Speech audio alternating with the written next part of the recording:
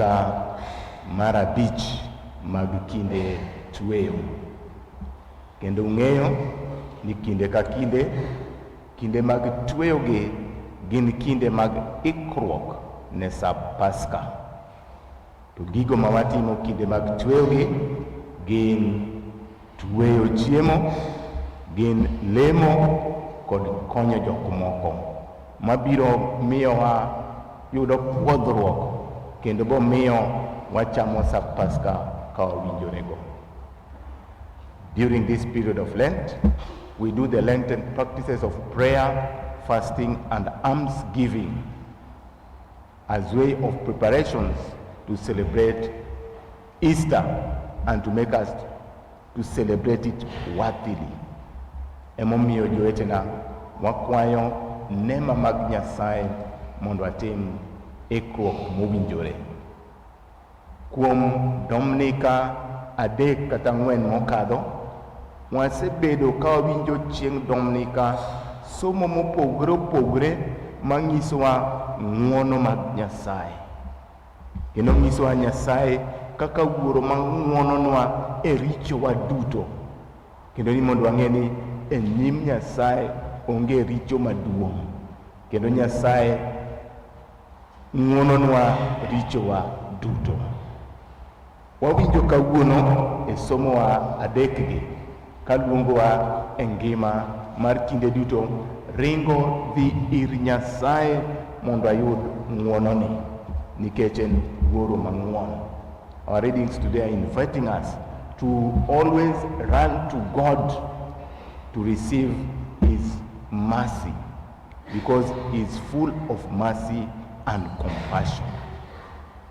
Wawinjo moloyo e somo mar Injili ka gimoro timre e kanyakla ma jo Nyasaye manodhi Jerusalem e sao maduong' mar jo-Yahudi manegidhi Jerusalem. The Jews were in Jerusalem for the Feast of the Tabernacles, and there were great multitudes there at the temple. And there is an event that occurs.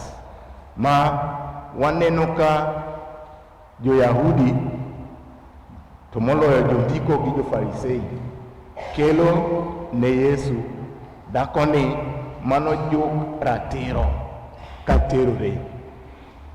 Wanawacho ni nomake rando koterore. To gikele ir Yesu ka gipenje gimonego otim. Muma wacho ni ne gikele mondo giteme.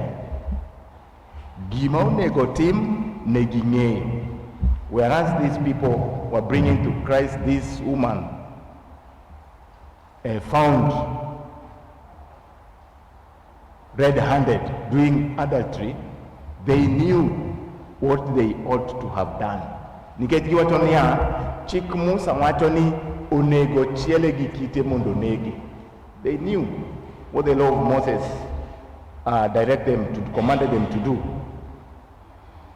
But whereas they knew what was supposed to be done, they're deliberately coming to Jesus to ask for the obvious things. But nikech ne gibiro teme, nitiere gima ne ging'eyo ni onego gitim to gitim. Gima nonego gitim ma chik Musa ma giwacho nowacho en niya, chik Musa kisomo rapar chik kendo tim jo-Lawi. When you read Deuteronomy and the book of Leviticus, it is said that the man and the woman were both supposed to be stoned to death. Chik wacho niya, dichuogno gi dhakono moyud ka terore onego giduto chielgi gi kite. Jogi biro ir Yesu to ging'ise ni chik Musa to gikelo mana dhakono kende. Dichuogno to ne giwe kanye.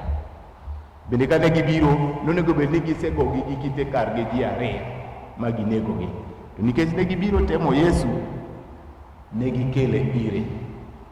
Emomiyo ka bende Yesu ema ne nie tem bende, nikech ne gimanyo Yesu mondo ginege. E somo manyoro ne giseoro ne askeche mondo manyi puonjne oyud gima rach kode mondo gimake gitere ir jodongo.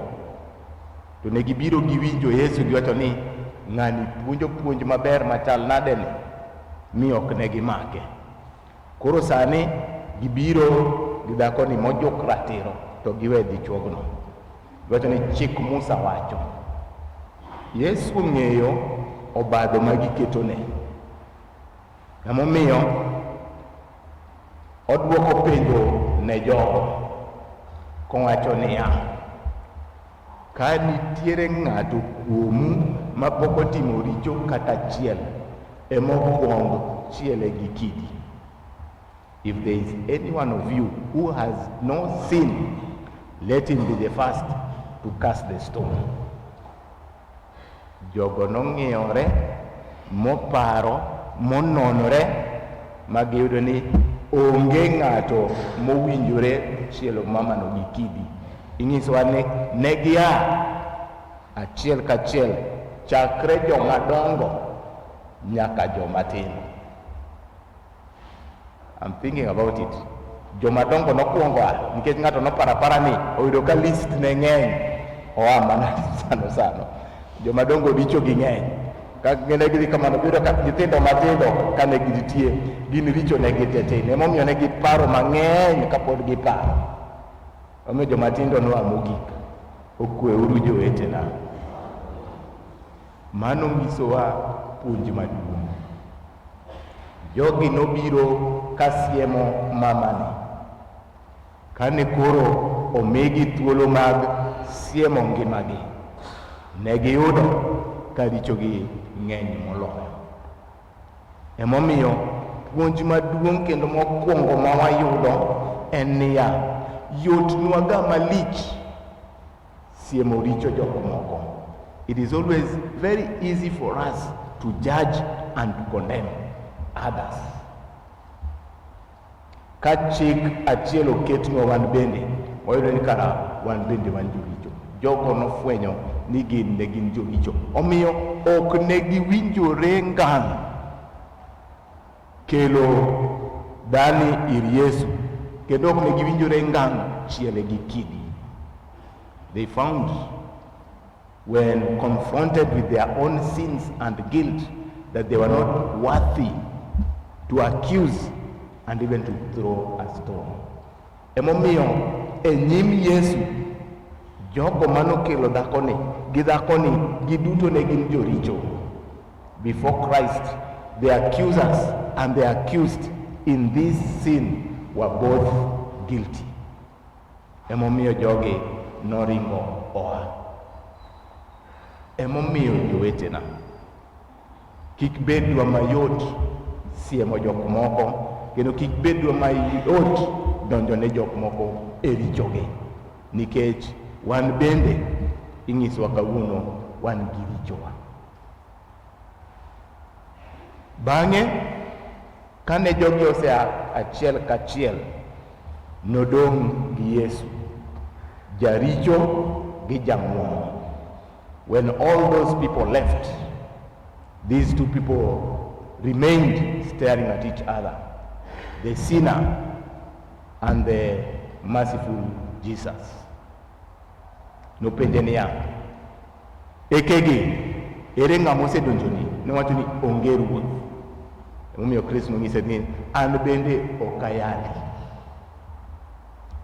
Dhiyo kendo kik ichak itim richo chakre kawuono. Jesus manifested and dispensed God's mercy. Gichike kendo giparo jo Farisei gi jondiko dhakoni nonego negi kichiele gi kite. To e nyim Nyasaye ma en jalno mane dwaro ng'wono mang'eny. Before the Pharisees and the scribes, this was somebody who was supposed to be killed by stoning. But before Christ, she deserved mercy. Puonjwa ni e nyim Nyasaye onge richo mang'eny ma otamo Nyasaye golo, matamo Nyasaye weyonwa. Before God, there is no sin that is too big to be forgiven. Emomiyo dhani noyudo ng'wono mar Nyasaye. This woman, condemned by the Pharisees and the scribes, received God's mercy in abundance. Emomiyo jowetena, kinde duto iluongowa mondo wadhi ir Nyasaye. Emomiyo eklesia marwa wan gi sakramenti mar penitensia. Emomiyo penitensia, ka wadhi penitensia ok wadhiga mondo waful richo jok moko. When we go for the sacrament of penance, we do not go there to accuse others. We go there to accuse ourselves. Kone sakramenti ma penitensia, wadhi kendo wahulo richowa, kendo wakwayo mondo wayud ng'wono mar Nyasaye. Emomiyo kidhi e sakramenti ma penitensia, dhi kiywago richo mag ng'awa? Magi, your own sins. Mane sakramenti ma penitensia. To e sakramenti ma penitensia bende wayudo ng'wono mar Nyasaye. Emomiyo wiwa kik kuodi kinde duto gi richowa. We should never be ashamed of our sins and our guilt, because none is too big for God's forgiveness. Onge richo manyalo tamo Nyasaye weyonwa. Emomiyo kwadhi e penitensia, wadhiuru gi richo waduto mondo anwang' ng'wono mar Nyasaye. Emomiyo e kinde mag Advent, e kinde mag Lent gi, e kinde mag tweyo gi, e kinde ma wabiro ga ir Nyasaye e yo matut kendo e yo momedore ywago richowa. Mondo ka wadonje Paska ka waseyudo golo mag marichowa. Emomiyo jowetena, nyithi Nyasaye, gi puonj ma kawuono wayudo ka e kanyakla mar Jo-Kristus, kamoro amora ma wantiere, kamoro amora ma wadakie, ka wan gi chwanyruok gi jowetewa.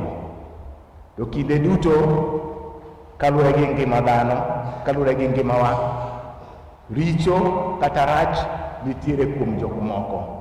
In our communities, in our families, in our villages, we have sometimes problems and grudges and bitterness and anger with others. But the problem is, we always see the problem with others. Emomiyo seche moko loso kindwa gi jowetewa bedo matek.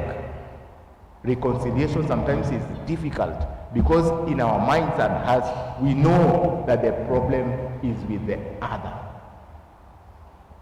As long as we insist in that, reconciliation becomes difficult. Let us always accuse ourselves of the bitterness and the anger. It breeds ground to begin reconciliation. King'eyo ni bende ine jaketho e gik moko duto matimre, miyo loso kindwa gi jowetewa bedo mayot. Emomiyo ok onego wachop e sap Paska kapod wantiere gi sigu e kindwa, kapod wantiere gi mirima e kindwa, kapod wantiere gi gik maricho e kindwa gi jowetewa. To inyisowaga ni charity begins at home. Emomiyo gigo ma Nyasaye luongowa e mabeyo wachako mana e ute kuonde ma wadakie, e families ma wadakie. Kanyo eklesia matin mantiere kindwa. We begin to practice all these virtues in the domestic church in our families.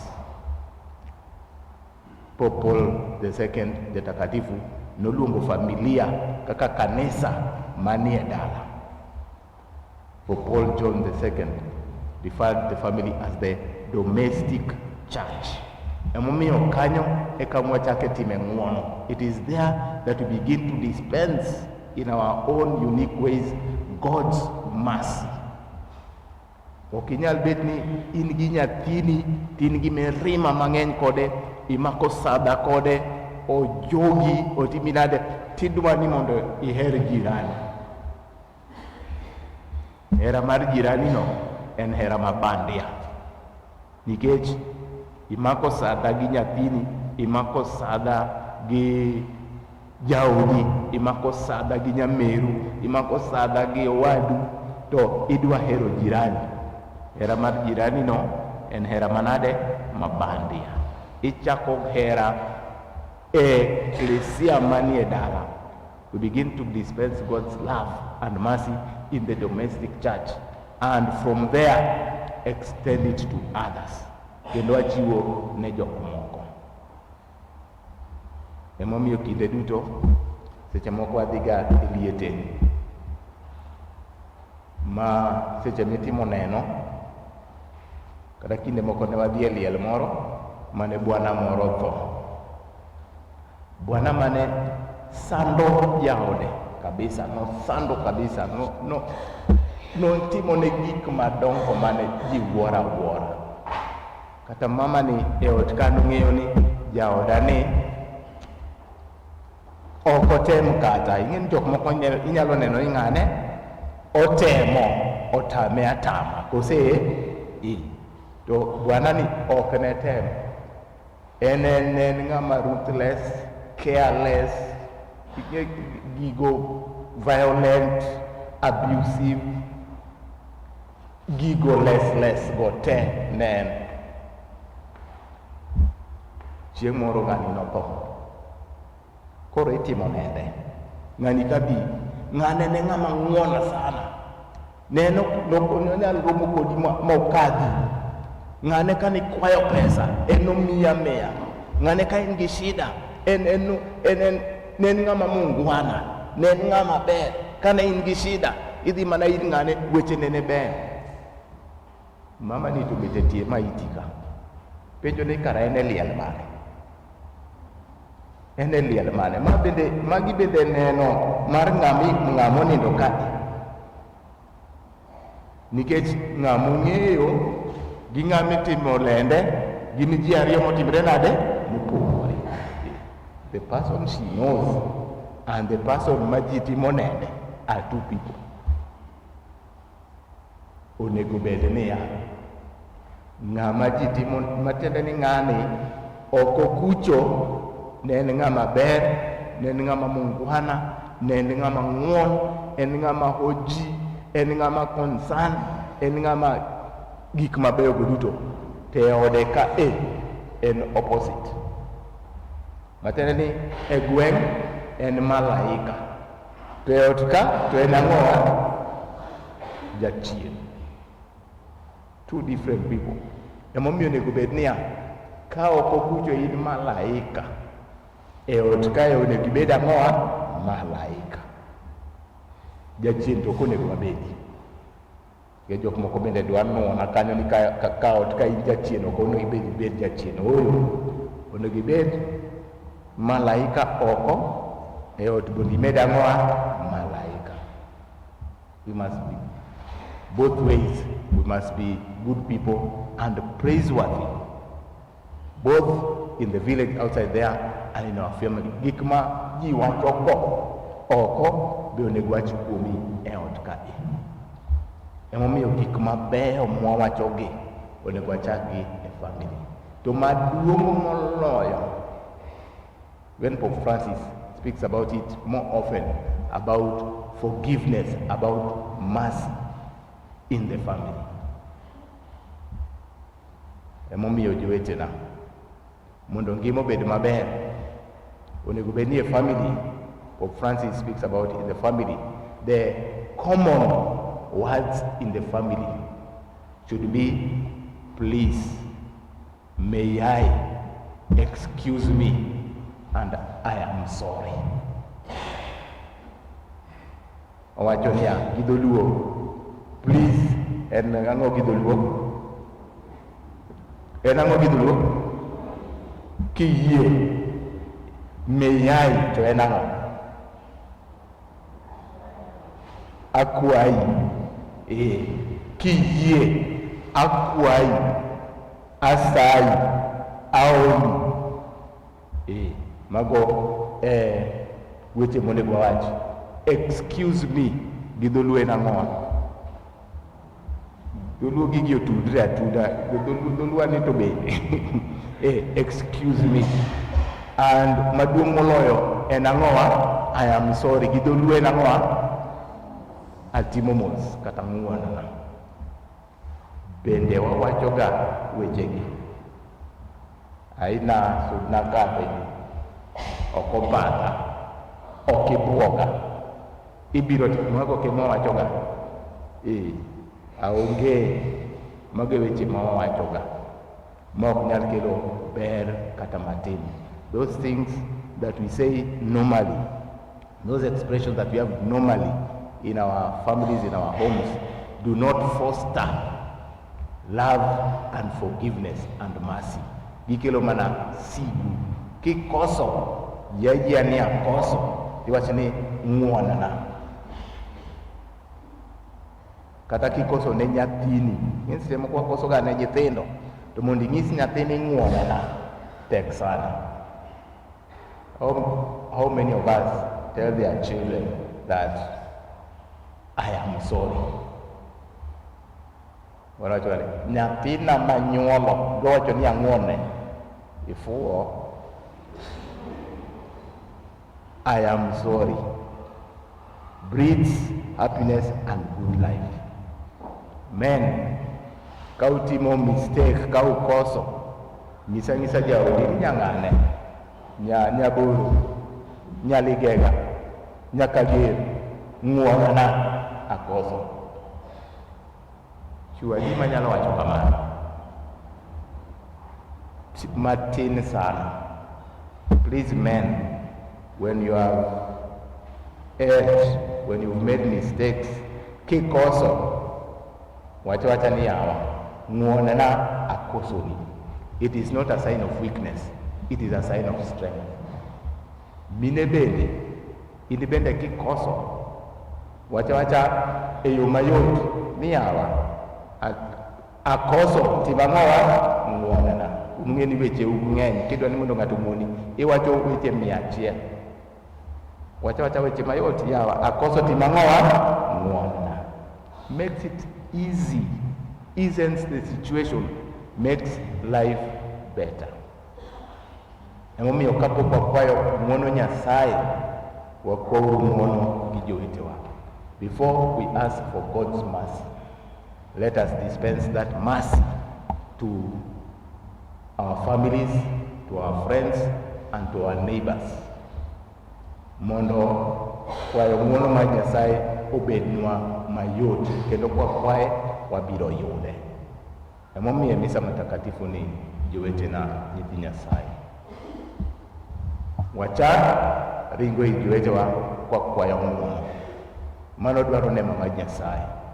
Kaseyudo nema mar Nyasaye mwakwayo ng'uono, kendo ewi mano waringo ir Nyasaye mondo wakwa ng'uono. Mondo kwatimo kamano, wabed jogo mowinjore somo sa Paska, kendo ayud nema gi hawi gi gweth mag Nyasaye e Paska. Duong' obedie ni Wuon, Wuowi kendo ni Chuny Matakatifu.